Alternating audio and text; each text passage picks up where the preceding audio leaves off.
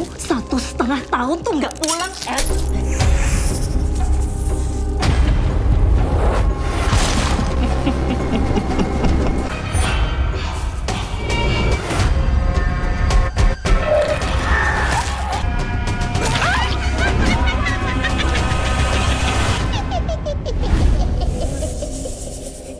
Hello guys, কেমন আছো সবাই? আশা করি সবাই খুব ভালো আছো। গাইস, আজকে আমরা খুবই লেটেস্ট একটা ইন্দোনেশিয়ান সিনেমা সম্পর্কে জানতে চলেছি। সিনেমাটার TMDB রেট হচ্ছে 8.1 এবং এই ভৌতিক সিনেমাটি কিন্তু সত্য ঘটনার উপর নির্মিত। মানে আমরা প্রায় শুনে থাকি না যে একটা ফ্যামিলিকে কালো জাদু করা হয়েছে বা জাদু বান করা হয়েছে। তো ইন্দোনেশিয়ার একটা পরিবারকে ধ্বংস করতে এরকম বান করা হয়েছিল। তো সেই পরিবারের কাহিনী নিয়ে মূলত এই সিনেমাটি তৈরি করা হয়েছে এবং এই সিনেমার গল্পটাও কিন্তু লিখেছে ওই পরিবারের ভিকটিম একজন। তো খুব ইন্টারেস্টিং একটা সিনেমা এবং আমার দেখা কালো জাদুর রিয়েলিস্টিক সবচেয়ে ভয়ঙ্কর একটা সিনেমা। তো চলো আমরা দেখে আসি ছোট্ট একটা ব্রেকের পরে। তুমি কাইন্ডলি ব্রেকটা স্কিপ করে মূল ভিডিওতে চলে যাও। স্বাগতম প্রিয় বন্ধুরা, তোমরা কি একঘেয়েমিতে ভুগছো? তাহলে মজা পাওয়ার জন্য আজকের বিষয়টি একদম উপযুক্ত তোমাদের জন্য। এখানে তোমরা বিভিন্ন খেলার ফলাফল জানতে পারবে, খেলা সরাসরি দেখতে পারবে এবং ভবিষ্যৎবাণী করার মতো মজার একটি অংশও রয়েছে, যেখানে তুমি অনুমান করতে পারো কোন দল জিতবে, কতটা ব্যবধানে ইত্যাদি। এতে রয়েছে আকর্ষণীয় পুরস্কার জয়ের সুযোগ, বিলাসবহুল গাড়ি,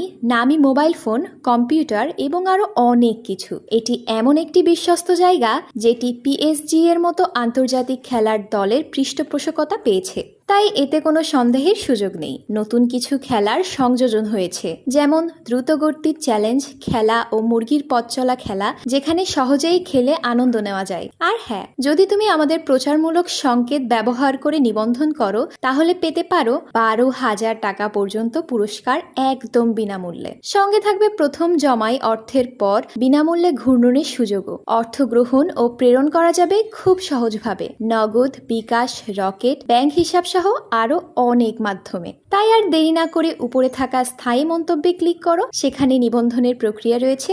শুধু আমাদের প্রচার সংকেতটি ব্যবহার করলেই তুমি বোনাস পেয়ে যেতে পারো। তো সিনেমার শুরুতে আমাদেরকে বলা হয় এটা হচ্ছে ডিসেম্বর 2001 সাল, মানে তখন আমি ক্লাস 5-এ পড়ি আর কি। তো এখানে আমরা যে দম্পতিকে দেখতে পাই তার একজনের নাম হচ্ছে এডি আর একজনের নাম হচ্ছে জুমিয়াতি। তবে জুমিয়াতিকে আমরা সংক্ষেপে জুম বলবো। তো জুম একটা বিউটি পার্লার চালায়, তার দুটো সন্তান রয়েছে আর তার বড় মেয়ের নাম হচ্ছে ভিতা আর ছোট ছেলের নাম হচ্ছে ডুই। আর এইদিকে এডি খুবই হ্যান্ডসাম, আদর্শ একজন স্বামী এবং সে এমন একটা বাবা যে তার সন্তান এবং স্ত্রীকে খুবই ভালোবাসে এবং তাদের সকল চাহিদার প্রতি খেয়াল রাখে এবং সবাইকে অনেক খুশি রাখারও চেষ্টা করে। তো এডি প্রতিদিন বিকাল 5টায় তার নিজের কাজ শেষ করে বাড়িতে ফিরে আসে আর বাচ্চাদের সাথে সময় কাটায় এবং বাচ্চাদের প্রয়োজনীয় চাহিদার প্রতি খেয়াল রাখে। আর অন্যদিকে জুমের সেলুনে অনেক কাস্টমার আসে, যে কারণে প্রতিদিন তার বাড়ি ফিরতে একটু দেরি হয়ে যায়। তো এই জন্য বাচ্চারা মায়ের উপর একটু বেশি বিরক্ত, ফলে মায়ের সাথে তাদের সম্পর্ক খুব একটা ভালোও নেই। আর তাই বাচ্চারা মায়ের চেয়ে বাবার সাথেই বেশি অ্যাটাচড। তো প্রতিনিয়ত এমন ঘটনার কারণে বাচ্চারা তার মায়ের সাথে কথা বলা বন্ধ করে দেয়। তো এই কারণে জুম অনেক কষ্ট পায় এবং এডির সাথে এই ব্যাপারে কথা বলে। সে জানতে চায় কেন বাচ্চারা তার উপর এত বিরক্ত। তবে জুম এডিকে এটাও বলে, আমি যদি একজন আদর্শ গৃহিণীর মতো বাড়িতে থেকে বাচ্চাদের দেখাশোনা করি আমার কোনো আপত্তি নেই, কিন্তু তাতে কি আমাদের সংসার চলবে? হয়তো আমার সাথে আমার বাচ্চার সম্পর্ক ভালো হবে, কিন্তু সংসার তো মনে হয় ভালো চলবে না, বাচ্চাদের তো মনে হয় ভালো স্কুলে পড়াতে পারবো না। তো এই কথা শুনে এডি তখন জুমকে বুঝিয়ে বলে, তুমি একদম চিন্তা করো না, বাচ্চাদেরকে আমি ভালোভাবে বুঝিয়ে বলবো, ওরা নিশ্চয়ই বুঝতে পারবে যে ওদের মা ওদের জন্য কষ্ট করছে। তো পরের দিন ছিল হচ্ছে রবিবার, মানে ছুটির দিন, কিন্তু এডির কথা মতো জুম যায় হচ্ছে সেলুনে এবং সেলুনে আসা সকল মহিলা কাস্টমার এডির অনেক প্রশংসা করতো, কারণ এডি জুমকে অনেক স্বাধীনতা দিয়েছে, এমনকি তার কাজে কোনো হস্তক্ষেপ করতো না। আর তাছাড়া এডি বাড়ির সব কাজ করে নেয়, মানে একটা আদর্শ স্বামী, মানে প্রত্যেক মহিলা ওইরকম একটা স্বামী আশা করে আর কি। আর অন্যদিকে বাড়িতে ছোট ছেলে ডুই করে কি রেডি হয় ফুটবল প্র্যাকটিসে যাওয়ার জন্য, আর ডুই গ্রামের ছোট ফুটবল টিমের হয়ে ফুটবল খেলে। তো এডি করে কি ডুইকে প্র্যাকটিসে নিয়ে যাওয়ার জন্য ভিতাকে বলে, মানে মেয়েকে। আর তখন মেয়ে করে কি তার বাবাকে বলে যে অন্তত ছুটির দিন তো আমার মা বাড়িতে থাকতে পারতো, তাই না? তার উচিত ছিল আমার ভাইকে ফুটবলের ম্যাচে নিয়ে যাওয়া। বাট এডি তার মেয়ে ভিতাকে বুঝিয়ে বলে, জুম সেলুনে কাজ করছে আর তোমার মা দিন রাত পরিশ্রম করছে তোমাদের ভালো ভবিষ্যতের জন্যই। বাট তখন ভিতা তার বাবাকে বলে, তুমি প্র্যাকটিসে নিয়ে যাও ওকে। বাট ওর বাবা এডি বলে, দেখো বাড়ির ধোয়া মোছা রান্না বান্নার অনেক কাজ রয়েছে, তোমার মা যেহেতু বাড়ি নেই এগুলো তো আমাকেই করতে হবে, তো তুমি যাও তোমার ছোট ভাইকে নিয়ে ফুটবল খেলিয়ে নিয়ে আসো। তো বাবার কথা মতো ভিতা করে ছোট ভাই ডুইকে নিয়ে প্র্যাকটিসে যায়, কিন্তু কিছু সময় পরে ভিতার পেটে ব্যথা শুরু হয়, আর তাই সে ডুইকে ডেকে বলে যে আমি বাড়িতে যাচ্ছি, কিছুক্ষণ পর তোকে এসে আবার নিয়ে যাব, বাট তুই কিন্তু এখানেই থাকবি ততক্ষণ। তো এই কথা বলে ভিতা করে কি বাড়িতে যখন যায় কোথাও বাড়িতে বাবাকে দেখতে পায় না। তো ভিতার কাছে ব্যাপারটা খুব অদ্ভুত লাগে যে কই কাজ করছে। তো এরপর ভিতা যখন ওর বাবার বেডরুম খুলে তখনও দেখতে পায় যে ওর বাবা অন্য একটা মেয়ের সাথে ইন্টিমেট করছে, মানে রাশি ইউক্রেন করছে। তো এডির সাথে যে মেয়েটা ছিল ওইটা আবার ভিতার মা জুমের রেগুলার কাস্টমার। তো ভিতা তার বাবাকে যখন এরকম বাজে অবস্থায় দেখে ওর তো পায়ের তলা থেকে মাটি সরে যায়, আর ভিতা ভাবতে থাকে আমার বাবা এত ভালো মানুষ হওয়ার পরেও এইরকম একটা কুরুচিপূর্ণ কাজ কিভাবে করতে পারে। কিন্তু এডিও রুমের ভেতর থেকে ভিতাকে দরজায় দেখে ফেলে এবং এজন্য সে দ্রুত ভিতার কাছে আসে এবং বলে তুমি যা দেখেছো এগুলো প্লিজ তোমার মাকে বলবে না। কিন্তু ভিতা এডির কোনো কথাই শুনতে না চাইলে এডি রেগে করে কি জোরে ভিতাকে একটা থাপ্পড় মারে, যে কারণে ভিতা অনেক ভয় পেয়ে যায় এবং ঘটনাটি এখানে শেষ হয়ে যায়। আর এরপর আমাদের 2 মাস পরের দৃশ্য দেখানো হয়, মানে ফেব্রুয়ারি 2022 সালের দৃশ্য। তো ভিতা কিন্তু এখনো তার বাবার এডির সেদিনের ঘটনা সবার কাছ থেকে গোপন রেখেছে, কিন্তু সেদিনের পর থেকে ভিতা তার বাবার উপর অনেক রেগে রয়েছে এবং আমরা দেখি এডি 1 সপ্তাহের জন্য অন্য একটা শহরে কাজে যাচ্ছে এবং বেশ কিছুদিন কেটে যাওয়ার পর আশেপাশের লোকজন করে কি এডিকে নিয়ে কথা বলতে শুরু করে, মানে ও কই গিয়েছে, কোথায় রয়েছে। এরই মাঝে ভিতার স্কুলের রেজাল্ট আসে এবং ভিতা ক্লাসে টপার হয়েছে। এর সাথে আছে ডুইয়ের বার্থডে, যে কারণে জুম করে কি ডুই আর ভিতাকে সাথে নিয়ে সময় কাটাতে সমুদ্র সৈকতে যায় এবং আস্তে আস্তে কি হয়েছে আমরা দেখতে পাই যে জুমের সাথেই তার 2 সন্তানের সম্পর্ক বন্ডিং ঠিক হয়ে গিয়েছে। কিন্তু যখন জুম তার ছেলে মেয়েকে নিয়ে বাড়ি ফিরে আসে তখনই প্রতিবেশী বোরহান জুমকে এডির ব্যাপারে জিজ্ঞাসা করে যে তোমার স্বামীর কোথায়। যেটা শুনে জুম বলে এডি তো কাজের জন্য বাইরে গিয়েছে, সামনের সপ্তাহে ফেরত আসবে। তো পরের দিন জুম যখন সেলুনে যায় তার কিছুক্ষণ পরে ডুই আর ভিতা যায় হচ্ছে টাকার জন্য তার মায়ের কাছে সেলুনে, এবং সেখানে ভিতা আশ্চর্যজনকভাবে সেই মেয়েটিকে দেখে যার নাম হচ্ছে রিনা, এবং রিনা হচ্ছে সেই মেয়ে যার সাথে ওর বাবাকেও ইন্টিমেট হতে দেখেছিল। তো রিনাকে দেখে ভিতা তো চিনতে পারে এবং বেশ অবাক হয়। আসলে সেই দিন রিনাও কিন্তু ভিতাকে দরজায় দেখেছিল, তবে এখন সে ভিতাকে দেখে কিছু না বললেও কিছুটা দূরে গিয়ে আবার ফিরে তাকিয়ে ভিতার দিকে একটা দুষ্টু হাসি দিয়ে চলে যায়। আর তারপর রাতের বেলা ভিতা যখন বিছানায় শুয়ে এগুলো ভাবছিল ঠিক তখনই ভিতা বাইরের থেকে কোনো একটা কিছু শব্দ শুনতে পায়, আর এরপর বিছানা থেকে উঠে গিয়ে ভিতা তার মায়ের রুমের দরজা খুলে দেখে রুমে তার মা নেই। আর তখনই জুম ভিতার ঠিক পেছনের দেয়াল দিয়ে ঝুলে বাইরে চলে যায় এবং ভিতা তার মায়ের আয়রব বাইরে দেখে বের হয়ে এগিয়ে আসে এবং বাইরের একটা গাছের ডালে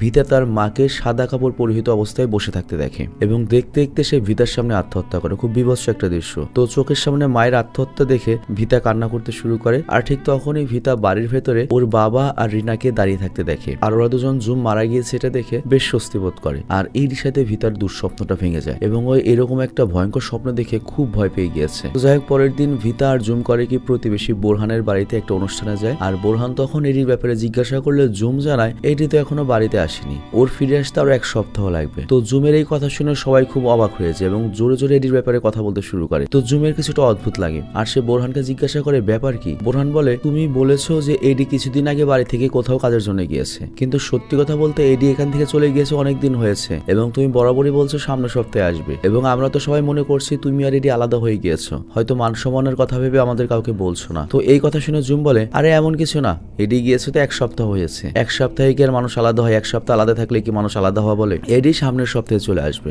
বাট এই কথা শুনে বোরহান বলে তুমি হয়তো কোথাও একটা ভুল করছো, কারণ এডি ফেব্রুয়ারি 2002 সালে বাড়ি থেকে চলে গিয়েছে আর এখন আগস্ট 2003 সাল চলছে, মানে এডি বাড়ি থেকে চলে গিয়েছে 1.5 বছর, আর তুমি গত 1.5 বছর ধরে একই কথা বলছো যে 1 সপ্তাহ পরে আসবে। তো এই কথা শুনে জুমের মাথায় তো আকাশ ভেঙে পড়ে এবং ও ভাবে এটা কিভাবে হতে পারে। তো এরপর জুম করে কি বাড়িতে ফিরে আসে, আর তখন ভিতা বলে আসলেই মা, বাবা এখান থেকে চলে গিয়েছে 1.5 বছর হয়ে গিয়েছে, কিন্তু বুঝলাম না আমরা কেউ এই বিষয়টা খেয়াল করিনি যে বাবা আমাদের সাথে নেই, কিন্তু আমাদের বাবা তাহলে কোথায় রয়েছে। আর পরের দিনই জুম করে কি তার মেয়ে ভিতাকে নিয়ে এডির অফিসে যেতে বের হয়, কিন্তু ঠিক সেই মুহূর্তে এডি করে কি বাড়িতে ফিরে আসে এবং এডি 1.5 বছর পরে সে এমন একটা বিহেভ করে যেন কিছুই হয়নি, মানে সে নিজেও যেন কিছু জানে না এবং সবাইকে এটাই বোঝায় যে সে 1 সপ্তাহ বাড়িতে ছিল না। তো সবাই যখন বলে 1.5 বছরের কথা বলে আমি 1 সপ্তাহ গিয়েছি, তার মানে দুনিয়ার সবাই মিথ্যা বলছে, এমনকি বাড়িতে থাকা ক্যালেন্ডারও মিথ্যা বলছে। মানে চিন্তা করো, পুরো একটা পরিবার জানেই না যে 1.5 বছর কে কোথায় ছিল, তাদের মাথায়ও ছিল না। তো তাহলে কিরকম জাদু করা হয়েছে ওদের উপর। এরপর রাতে জুম করে কি এডির সঙ্গে কথা বলতে যখন যায়, এডি তখন এই বাড়ির কাগজপত্র বা দলিল খোঁজায় ব্যস্ত এবং এডি তখন জুমকে বলে আমার এই বাড়ি আর বাড়ির দলিল লাগবে, কারণ এগুলো বিক্রি করে আমি ব্যবসায় টাকা ঢালতে চাই। কিন্তু জুম তখন এডির কাছে এটা জানতে চায় কি এমন ব্যবসা করবে, আগে আমাকে বলো। কিন্তু এডি কিছু বলে না। আর তখন জুম এডিকে সাফ জানিয়ে দেয় এই বাড়িটা আমার বাবা মাকে দিয়েছেন, আমার নিজের বাড়ি, এটা আমি কাউকে দেবো না। তো এই কথা শুনে এডি অনেক রেগে যায় এবং জুমকে মারধর করতে শুরু করে। আর ভিতা এইসব দৃশ্য দেখে তার মাকে বলে তুমি যদি আগে থেকে তোমার পরিবারকে সঠিকভাবে সময় দিতে, এত সেলুনের পিছনে টাকার পিছনে সময় না দিতে, তাহলে আজকে এসব হতো না। তো এই কথা শুনে এই কষ্টের মধ্যে জুম আরো বেশি কষ্ট পায়। আর পরের দিন আমরা দেখি এডি করে কি অফিসে যায়, আর তখন ভিতাও করে কি তার বাবার জন্য পছন্দের খাবার নিয়ে যায়, কিন্তু এডি ভিতার সাথে ভালোভাবে কথাই বলে না, উল্টো ভিতার নিয়ে যাওয়া খাবার করে কি ডাস্টবিনে ফেলে দেয়। আর অন্যদিকে বোরহান করে কি জুমের সঙ্গে কথা বলতে তার বাড়িতে আসে আর জানায় এডি কিন্তু আবারও কোথাও উধাও হয়ে গিয়েছে। তো এখন সবার কাছে এটা পরিষ্কার হয় যে এডি তার পরিবারকে ভুলে গিয়েছে, সেই সাথে এডির পরিবার অর্থাৎ জুমার তার 2 সন্তান, সেই সাথে অবাক করার বিষয় হচ্ছে তার স্ত্রী আর তার সন্তানও এডিকে আর আগের মতো তেমন একটা মিস করে না। তবে বোরহানের কাছে বিষয়টা অস্বাভাবিক লাগে, কারণ এটা তো স্বাভাবিক ব্যাপার না। ওরা জানেই না যে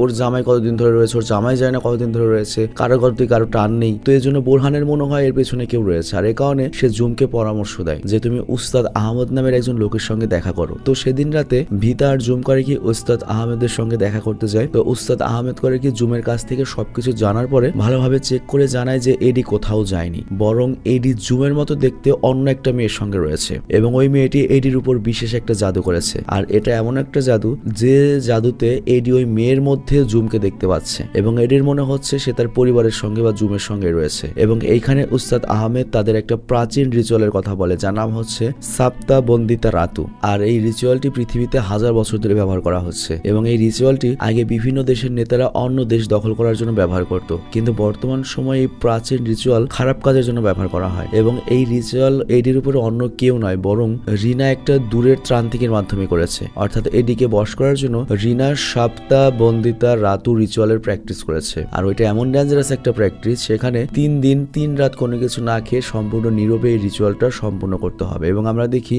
রিনা এই রিচুয়ালটা শুরু যখন করে তখন রিনার কাছে অনেক বড় একটা অজগর সাপ এসে পেঁচিয়ে ধরে, কিন্তু রিনা ভয় পায় না, সে গভীর ধ্যানে মগ্ন হয়ে থাকে। আর এরপর আরো অনেকগুলো ছোট ছোট সাপ এসে রিনাকে ঘিরে ধরে, কিন্তু তারপরও রিনা শান্ত হয়ে বসেছিল। আর এভাবে 3 দিন রিচুয়াল সম্পূর্ণ করার পরে তান্ত্রিক তখন রিনাকে বলে যে এখন সে যে পুরুষকে নিজের করে পেতে চাইবে সে অবশ্যই পাবে। তো বাড়িতে ফিরে আসার পরে রিনা করে কি আরো একটা ব্লাড রিচুয়াল করে, যার মাধ্যমে এডির চোখ আর হৃদয় সিল করে দেয় সে। সেই সাথে এডির পরিবারের কাছে সে এডিকে একজন অপরিচিত করে তোলে এবং রিনা এরপর নিজের উপর রিচুয়াল করে এডির কাছে নিজেকে জুমের মতো চেহারার এবং সৌন্দর্য ফুটিয়ে তোলে। আর এ কারণে রিনা তখন ভিতাকে দেখে দুষ্ট হাসি দিয়েছিল যে তুই কিছুই করতে পারবি না। তবে রিনা কেন এডির উপর দুর্বল হলো? অ্যাকচুয়ালি এডির প্রশংসা সকল মহিলারা করতো সেলুনে, তো ও এডিকে দেখতে দেখতে পছন্দ করে ফেলে এবং কল্পনা করতে করতে একটা সময় ওর আকাঙ্ক্ষা হয়ে ওঠে যে এডিকে ওর লাগবে। তো এ কারণে সেই রিচুয়াল করে এবং এই জন্য দেখা যায় যে এডির কাছে এডির পরিবার অপরিচিত হয়ে যায়। আর এভাবে 1 দিন 2 দিন নয়, মাসের পর মাস কেটে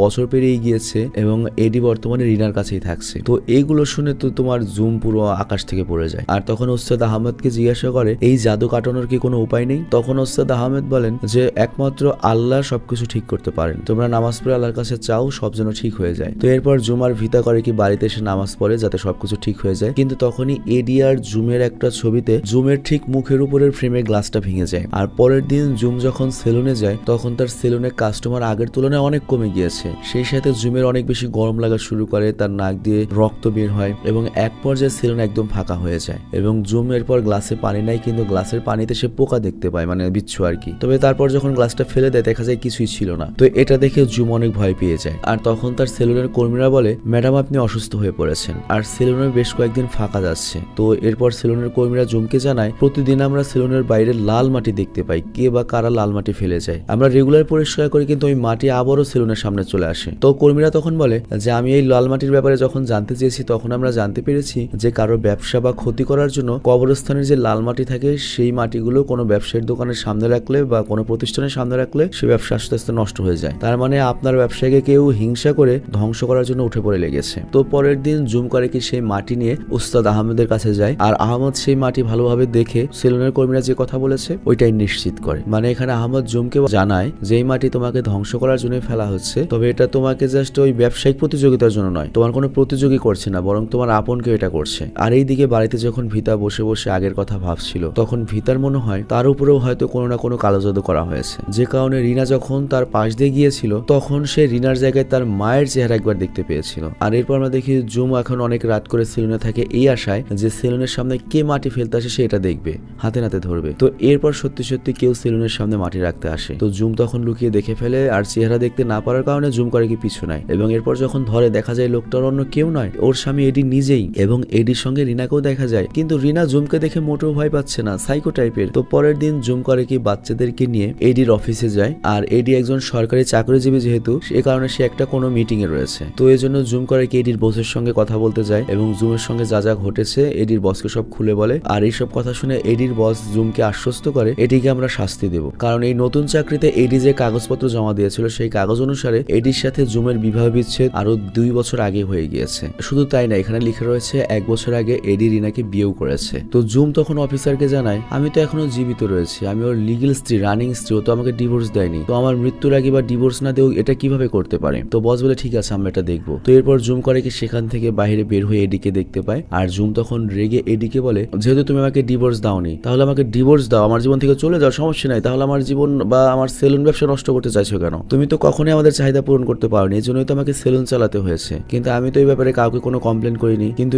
এইসব কথা শুনে এডি উল্টো জুমের উপর রেগেছে এবং বলে, তোদের সাথে আমার কোনো সম্পর্ক নেই। আর অন্যদিকে রিনা তার সেলুন ব্যবসা শুরু করেছে, নতুন সেলুন ব্যবসা, তার ব্যবসা খুব ভালো চলছে এবং কাস্টমার অনেক ভিড় জমাচ্ছে। তো এরপর একদিন আমরা দেখতে পাই রিনা আর এডি ওই তান্ত্রিকের কাছে যায় আর সেখানে রিচুয়ালের মাধ্যমে এবং তারা কালো জাদুর সত্তার কাছে অনেক টাকা এবং এডির প্রমোশন পেতে সাহায্য চায়। তো কাজেংরা তো তখন তাদেরকে বলে, এসব পেতে তোমার বিশেষ কোনো একটা কিছু বলি বা ত্যাগ করতে হবে। তো লোভী এডি এই কথায় রাজি হয়ে যায় প্রমোশনের জন্য। আর পরের দিন চুপিসারে এডি করে কি জুমের রুমে যায়, সে করে কি জুমের চুল, ছেলের ফুটবল জার্সি এবং মেয়ের চুলের ক্লিপ চুরি করে নিয়ে যায়। তার মানে বুঝতেই পারছো লোভী এডি তার পরিবারকেই ত্যাগ করতে প্রস্তুত বা স্যাক্রিফাইস করতে প্রস্তুত। আর এইদিকে রিনা এডিকে বোঝায়, তুমি যা করছো ঠিক করছো, কারণ তোমার ওই পরিবারের জন্যই তুমি জীবনে পরিজীবীর মতো আটকে রয়েছো, এগোতে পারছো না, ওদেরকে সরিয়ে দিলে আমরা দুজন ধনী হয়ে যাব, তারপর সারা জীবন আমরা দুজনে সুখে কাটাবো। তো যাই হোক, ওই দিনের পর থেকে জুম তার রুমে একটা অদ্ভুত গন্ধ পায় আর একই সাথে জুম তার রুমে একটা ভূতও দেখতে পায়, কিন্তু ওই ভূতটা জুম ছাড়া আর কেউ দেখতে পায় না। তো এটা দেখে জুম অনেক ভয় পেয়ে যায়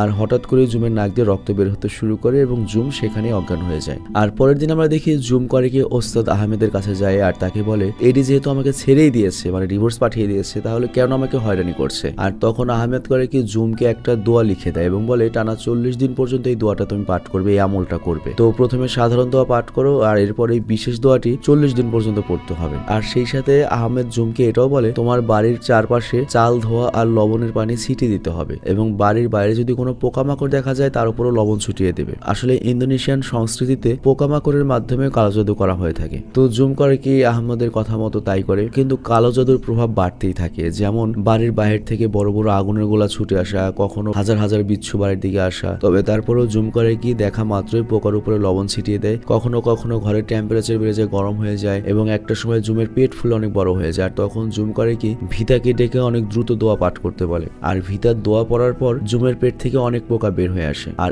একই সাথে অনেক চুলও পেট থেকে বের হয়ে আসে। মানে বুঝতেই পারছো রিনা একটা হাসি খুশি পরিবারকে পুরোপুরি ধ্বংস করে দেওয়ার প্ল্যান বানিয়েছে এবং কালো জাদুর প্রভাবে জুমের অবস্থা অনেক বেশি খারাপ হয়ে যায়, কিন্তু দোয়ার কারণে ওর প্রভাব কিছুটা নিয়ন্ত্রণে চলে আসে। আর 40 দিনের মাথায় আহমেদ করে কি জুমের বাড়িতে আসে এবং জুমকে ভিতার রুমে পাঠিয়ে নিজেই জুমের রুম পরিষ্কার করে। আর তখন আহমেদ জুমের রুম থেকে রিচুয়ালের জিনিসপত্র এবং একটা ভুডু পুতুল খুঁজে পায়, যেটা মূলত জুমকে কালো জাদুর মাধ্যমে মেরে ফেলার জন্য ওর রুমে লুকিয়ে রাখা হয়েছে। তো আহমেদ তখন কালো জাদুর প্রভাব কাটাতে পুতুলটি আগুনে জ্বালিয়ে দেয় এবং জুম আর তার বাচ্চাদেরকে বলে, তোমাদের উচিত এডিকে ক্ষমা করে সামনে এগিয়ে যাওয়া, খুব ডেঞ্জারাস একটা অবস্থায় আছো তোমরা, আশা করছি আল্লাহ সব ঠিক করে দেবেন। তো এরপর আমরা দেখি ভিতার স্কুলের ফি জমা না দেওয়ার কারণে তাকে স্কুল থেকে জানিয়ে দেওয়া হয় পরীক্ষায় অংশগ্রহণ করতে দেওয়া হবে না। আর অন্যদিকে জুমের সেলুনে কাস্টমার না আসার কারণে তার বাধ্য হয়ে সেলুনটা বন্ধ করে দিতে হয়। আর তারপরে ভিতা করে কি এডির কাছে গিয়ে পড়াশোনার খরচ চায়, কিন্তু এডি ওকে অস্বীকার করে বকাঝকা করে তাড়িয়ে দেয়। তো এই কারণে ভিতা এত রেগে যায় যে ও করে কি ওই রিনার সেলুনে যায় এবং রিনাকে দেখা মাত্রই চট থাপ্পুর কিল ঘুষি মেরে সেলুন ভাঙচুর করা শুরু করে, কারণ ওর কারণে ওদের সুখী পরিবার ধ্বংস হয়ে গিয়েছে। কিন্তু ওই সময় রিনা করে কি হেল্প চাওয়ার জন্য সেলুন থেকে বের হয়ে রাস্তায় চলে আসে আর তখন একটা চলন্ত বাইকের সাথে ধাক্কা লেগে রিনা রাস্তায় পড়ে যায়। কিন্তু এইটা দেখে এডি উল্টো করে কি তার মেয়ে ভিতাকে অনেক মারে এবং আজে বাজে কথা বলে এবং সেখান থেকে চিরদিনের মতো চলে যেতে বলে। আর তখন ভিতা তার বাবাকে বলে, বাহ তুমি আমাকে তাড়িয়ে দিচ্ছ, কিন্তু আমি তোমাকে অভিশাপ দিলাম, তুমিও শান্তিতে থাকতে পারবে না, তোমার আমাদের কাছে ক্ষমা চেয়ে তারপর মরতে হবে, আর এই পয়েন্টটা মনে রেখো। তো যাই হোক, এরপর বাড়ি ফিরে ভিতা অনেক কান্না করে আর তখন জুম তাকে জড়িয়ে ধরে সান্ত্বনা দেয়। আর পরের দিন জুম করে কি তার গহনা বিক্রি করতে যায় আর তখন সে ওখানে রিনাকে দেখে। তো জুম করে কি রিনাকে ফলো করে এবং দেখে যে রিনা একটা কালো ছাগল নিয়ে বাড়ি যাচ্ছে। তো জুম রিনার কাছে যায় আর বলে, তুমি আমার সংসার ধ্বংস করে দিয়েছো, আমার সবকিছু কেড়ে নিয়েছো, কিন্তু তুমি তো আমার এডিকে চেয়েছিলে তাই না? ঠিক আছে, তুমি এডিকে তোমার কাছে রাখো, তোমার সাথে আমার আর কোনো অভিযোগ নেই, কিন্তু আমার পরিবার থেকে প্লিজ দূরে থাকো, আমার পরিবারের কোনো ক্ষতি করো না। আর এডিকে একটা কথা বলে দিও, ও যেন আমাকে ডিভোর্স দেয়, আমার কোনো কাবিননামার টাকার দরকার নেই। বাট এই কথা শুনে রিনা বলে, আহারে অনেক দেরি করে ফেলেছো। তবে জুম রিনার এই কথা বুঝতে পারে না, কিন্তু আমরা বুঝতে পারি রিনার সিদ্ধান্ত নিয়েই ফেলেছে সে জুম আর তার বাচ্চাদেরকে একদম শেষ করে ফেলবে। আর কেন শেষ করে ফেলবে? ওই যে ওই শয়তানের কাছে যে প্রতিজ্ঞা করলো ওদেরকে শেষ করে ফেলে স্যাক্রিফাইস করলে ওরা ধনী হবে। তো যাই হোক, এবার রাতে ভিতা যখন বাড়ি যাচ্ছিল তখন একটা আত্মা এসে ভিতার উপর আছর করে এবং পরের দিন ভিতার শরীরে অনেক জ্বালা পোড়া শুরু হয়ে যাচ্ছিল এবং সে ছটফট করে। তো খবর শুনে দ্রুত করে কি ওস্তাদ আহমেদ বাড়িতে চলে আসে এবং লবণ পানিতে দিয়ে ভিতাকে গোসল করাতে বলে। তো লবণ পানিতে গোসল করানোর পরে ভিতার শরীরে জ্বালা পোড়া তো কমে যায়, কিন্তু পরের দিন জুমের বাড়িতে আহমেদ করে কি আরো অনেক লোকজন নিয়ে এসে দৌড়াদৌড় পড়া শুরু করে আর কি। আর ঠিক তখনই ভিতার উপর আত্মাটা ভর করে এবং মারার চেষ্টা করে এবং ভিতা তখন সাবকনসিয়াস মাইন্ডে নিজেকে একটা জঙ্গলের মধ্যে দেখে এবং ওই আত্মাটা ঠিক ওর সামনে দাঁড়িয়ে রয়েছে। ভিতাকে ওই আত্মাটি তার দুনিয়াতে পুরোপুরি কবজা নিতে চাচ্ছে, মানে ওই শয়তানটা। যখনই ওই আত্মাটি ভিতাকে ধরে ফেলবে, কবজা করে ফেলবে, তখনই বাস্তব জীবনে ভিতা মারা যাবে। তো মানে যখন ওই শয়তান ভিতার আত্মাকে কবজা নিতে পারবে, ভিতা এইদিকে মারা পড়বে। আর এইদিকে ভিতার দেহে ভর করে থাকা সেই আত্মাটি সবাইকে অনেক ভয় দেখাতে থাকে আর তখন ভিতার মুখ থেকে রক্ত বের হয়। তো আহমেদ যখন ভিতাকে সামলাতে যায় তখন আহমেদের উপরে ওই আত্মাটি হামলা করে, বাট আহমেদ তখন ভীত না হয়ে সবাইকে প্রার্থনা করতে বলে। আর অন্যদিকে রিনা আর এডি করে কালো ছাগল নিয়ে রিচুয়াল করছিল এবং তারা শয়তানের জন্য কালো ছাগল উৎসর্গ করবে যাতে ভিতা জুম আর ডুইকে জানে মেরে ফেলতে পারে। আর এই কালো জাদুর প্রভাবেই কিন্তু শয়তান আত্মা ভিতার শরীরে ভর করে ভিতাকে মারার চেষ্টা করছে। তো যাই হোক, আত্মাটা করে কি ভিতাকে ধরে ফেলে আর তখন বাস্তব জীবনে ভিতার নিঃশ্বাস বন্ধ হয়ে যায়। কিন্তু তখন ভিতার মা দোয়া দূরত পড়ে চিৎকার করতে থাকে এবং ভিতার মায়ের শব্দ ওই সাবকনসিয়াস মাইন্ড পর্যন্ত পৌঁছায় এবং বাস্তব জীবনে ভিতা করে কি চোখ মেলে তাকায়। তার মানে ভিতার আত্মা আবার জেগে উঠেছে। তো এই কারণে শয়তান আত্মা ভিতাকে আর কন্ট্রোলে রাখতে পারে না আর তাই ভিতা বাস্তব জীবনে মরতে মরতে বেঁচে যায়। আর এই সবকিছু ঠিক হওয়ার পরে আহমেদ জুমকে বলে যে এই সবকিছু এডি আর রিনা মিলে করেছে, কিন্তু সৃষ্টিকর্তা তোমার মেয়েকে বাঁচিয়ে দিয়েছে ভিতাকে। আর এখানে আহমেদ বলে আমি সকল ঝামেলা শেষ করে দিয়েছি, সৃষ্টিকর্তা যদি চাই ইনশাল্লাহ তোমাদের আর কোনো সমস্যা হবে না, তুমি তোমার বাচ্চাদের নিয়ে সাধারণ জীবন যাপন করো এবং অবশ্যই সবসময় সৃষ্টিকর্তার স্মরণ করো এবং নামাজ কালাম পড়ো। তো যাই হোক, আমরা দেখি এরপর আস্তে আস্তে জুম করে কি তার বাচ্চাদের নিয়ে সাধারণ জীবন যাপন শুরু করে, কিন্তু রিনা আর এডির জীবন আর স্বাভাবিক নেই, কারণ তারা জুমের পরিবারকে ধ্বংস করতে গিয়ে যে শয়তানি আত্মার সাথে চুক্তি করেছিল, যে আত্মার নাম হচ্ছে কানজেং, সেটা কিন্তু খুবই ভয়ঙ্কর একটা শয়তানি আত্মা। তো চুক্তি ছিল কি যে এডি এবং রিনা তাদের কাছের জিনিস বা এডি তার কাছের জিনিস স্যাক্রিফাইস করবে, বাট সেটা তো হয়নি, ও তো বলি পায়নি। তো এই জন্য সে এডি আর রিনার পেছনে লেগে গিয়েছে। তো সেই হিসেবে যেটা হয়, রিনা যখন তার সেলুনে ছিল তার সকল কর্মীদের সামনে কানজেং করে কি রিনার উপর হামলা করে, যে কারণে রিনা নিজ হাতে সিজার দিয়ে তার শরীর কুপিয়ে জখম করে ফেলে এবং অন্যদিকে এডির উপর ভর করে ওকে সিঁড়ি থেকে ফেলে দিয়ে প্যারালাইজ করে দেয়। আর এর অনেক বছর পরের দৃশ্য আমরা দেখতে পাই, ভিতা বড় হয়ে গিয়েছে, সে নিজে একটা স্কুলের মালিক, একটা বাচ্চাদের স্কুল চালায়। জুমের সেলুন আগের মতো অনেক ভালো চলছে, ডুইও অনেক ভালো ফুটবল প্লেয়ার হয়েছে, মানে ভয়ঙ্কর পরিস্থিতি তারা একসাথে সামলে নিয়ে এখন সুখী পরিবার হয়েছে। হয়তো তার বাবা নেই কিন্তু সুখী পরিবার। তবে সবচেয়ে বেশি কষ্টের ব্যাপার হচ্ছে ওদের কোনো দোষও ছিল না, বিনা ভুলে বিনা দোষে শুধুমাত্র রিনার জাদুর কারণে, ওর হিংসার কারণে ওরা অনেক সাফার করেছে। তো হঠাৎ করে এই ভিতার তার ছোটবেলার কথা মনে পড়ে এবং ভিতা করে কি অনলাইনে রিনার খোঁজ করে আর এরপর ভিতা করে কি সেই ঠিকানায় যায় এবং তার বাবা এডিকে দেখে যে এখন প্যারালাইজড হয়ে পড়ে রয়েছে। তো বাবাকে এমন অবস্থায় দেখে ভিতা অনেক ইমোশনাল হয়ে পড়ে আর ভিতা এবারও তার বাবার পছন্দের খাবার নিয়ে গিয়েছিল, যেভাবে এর আগেও ভিতা তার বাবার জন্য অফিসে খাবার নিয়ে যেত। তো রিনা কিন্তু এখন ওর বাবার দেখাশোনা করছে, মানে রিনা আসলে ওর বাবাকে ভালোবাসতো আর কি। তো রিনা যখন বাড়িতে ফিরে আসে তখন ভিতা রিনাকে তার বাবার খেয়াল রাখতে বলে এবং সেখান থেকে চলে যায়। আর এই ঘটনাটা কিন্তু এই ভিতার সাথে বাস্তবে ঘটেছিল এবং এই পুরো কাহিনীটি ভিতাই নিজ মুখে বলেছে এবং লেখক ওর গল্প থেকেই এই সিনেমাটির গল্প লিখেছে। তো ভিতা পুরো ঘটনাটি নিজের মুখে যেভাবে বর্ণনা করেছে আর সেভাবেই সিনেমাটি হয়েছে। তো এখানে ভিতা জানায় তার ভেতরের সমস্ত ঘৃণা সে ভুলে গিয়েছে। সেই সাথে ভিতা এটাও বলে যে এই মুভিতে দেখানো সবকিছুই বাস্তব এবং আমাদের পরিবারের সাথে ঘটেছে। হয়তো ওই ভূত প্রেতের ব্যাপারটা অতিরঞ্জিত সিনেমাতে দেখানো হয়েছে, কিন্তু এগুলো অ্যাকচুয়ালি আমাদের সাথে ঘটেছে। তো এরপর একদিন হয় কি রিনা ভিতাকে কল দেয় এবং বলে এডি খুব অসুস্থ, কিন্তু তুমি যদি তোমার বাবাকে ক্ষমা না করো তাহলে সে মুক্তি পাবে না। তোমাদের নিশ্চয়ই মনে আছে ভিতা তার বাবাকে অভিশাপ দিয়েছিল যে আমাদের কাছে ক্ষমা না চাইলে তুমি মরতেও পারবে না, মানে অভিশাপ কাটবে না। ও তো সে অভিশাপে রয়েছে। তো ভিতা তার বাবাকে ক্ষমা করে দেয় এবং সর্বশেষ ওর বাবা গত বছর মানে 12 ফেব্রুয়ারি 2025 সালে ওর বাবা মারা যায় এবং রিনা এখনো সেই পাপের শাস্তি ভোগ করছে, মানে এখনো বেঁচে রয়েছে। তো এখানে এই সিনেমাটি শেষ হয়ে যায়। তো এই সিনেমা দেখে আমি একটা কথাই বলবো, খুবই বাস্তবধর্মী একটা সিনেমা। যারা এগুলো সাফার করেছে তারা এগুলো বিশ্বাস করবে, যারা এগুলো সাফার করেনি তারা বলবে হে বালসাল হয় নাকি যে জিন খালি বাংলাদেশে অমুক দেশেই থাকে। কেন থাকে আমি বলি, আমাদের মুসলিমের মধ্যেই মনে করো জিন টিন বা এই ধরনের ভালো জিনিস আছে, খারাপ জিনিস আছে। তো কিছু মানুষ থাকে যে নামাজ কালাম পরে কিন্তু মানুষের খারাপ করে, এরকম অনেক মানুষই আছে। ইভেন আমি নিজেও এর ভিকটিম ছিলাম। আমি এর আগেও কয়েকটা ভিডিওতে হয়তো বলেছি। একবার আমি একটা স্বপ্ন দেখলাম যে আমাদের পরিবারের সবাই মারা গিয়েছে এবং আমি মৃত্যুসজ্জায় রয়েছি, আমার শরীরে পচে গিয়েছে, আমি মারা পড়বো, আমার পুরো ফ্যামিলি শেষ। আমি এটা ফেসবুকে পোস্ট দিয়েছিলাম অনেক আগে। তখন দেখি আমার পাশে সুমন ভাই, রব্বেল, মানে আমার সাথে যারা কাজ করা রয়েছে এবং এখানে